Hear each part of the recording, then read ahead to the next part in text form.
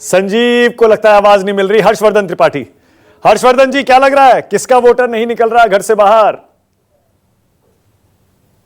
देखिए मानक जी, मुझे मुझे आ रही है, ठीक कराइए। हाँ ठीक करा देता हूं, हाँ बोलिए। देखिए संजय जी ने जो शुरुआती टिप्पणी की, बिल्कुल पलट की आवाज आ रही, बोलना हाँ एको जरा बंद करिए ऊपर से। हाँ संजय जी ने जो शुरुआती टिप्पणी की, मुझे लगता है कि वो सार हो गया, उसमें बहुत कुछ जोड़ने की गुंजाइश नहीं दिखती। लेकिन एक दो चीजें जरूर मैं कहना चाहता हूं। देखिए अगर आप 2024 का चुनाव देखें तो सबसे महत्वपूर्ण इसमें क्या दिख रहा है? सबसे महत्वपूर्ण यह दिख रहा है कि एक 10 साल की सरकार, एक 10 साल की सरकार ने जितने, आप उसको इमोशनल इशू कह लीजिए, आप उसको इनके एजेंडा कह लीजिए, आप मैनिफेस्टो का कह लीजिए, उसको पूरा कर। एक सरकार जो डेवलपमेंट और हिंदुत्व की राजनीति करती चली आई अपनी स्थापना काल से, वो पूरा करती हुई दिख रही।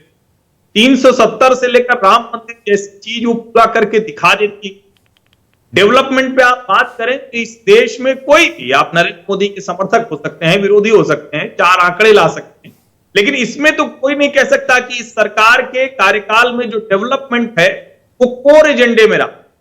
और वो इस कदर कोर एजेंडे में रहा है कि आपको शहर के आसपास हवाई अड्डा, बस अड्डा, रेलवे स्टेशन, हाईवे, सड़क को काम होता हुआ दिखे। और इस सब के ऊपर एक बड़ा वर्ग है जिसको कुछ सीधे लाभ मिला, चाहे उसका घर बन गया हो, तो रसोई गैस मिल गई हो। अब 10 साल में एक मुश्किल हुई कि जो वोटर जो नया अभी बना 18 से 19 साल का, उसकी शायद रुचि नहीं बन, वो कुछ जिसको कहते हैं ना कि अलग से कुछ तैयारी नहीं कर पाता। तो संजय जी की बात में मैं जोड़ूंगा कि दोनों तरफ के मतदाता वो अपनी अपनी वजह से हो सकता है, और कोर वोटर नहीं आया ऐसा मैं कतई नहीं मानता हूं। मुझे खूब कोर वोटर जाता दिखा, वरना ये 55% के ऊपर का मतदान जो है वो नहीं दिखता, 55-60% जो आप देख रहे हैं अलग अलग। और जो सबसे बड़ी बात है, तो उदाहरण के तौर पर कहता हूं कि अगर कोई एक तरह की लहर एक जगह रुक जाए, जैसे मैं कहता हूं ना कि गांव घर के सब लोग हैं, सारे लोग तो खेत देहात वाले हैं ही, बड़ी नहर में अगर जब पानी एक बराबर हो जाता है तो हमें उसकी लहर दिखना बंद हो जाती है।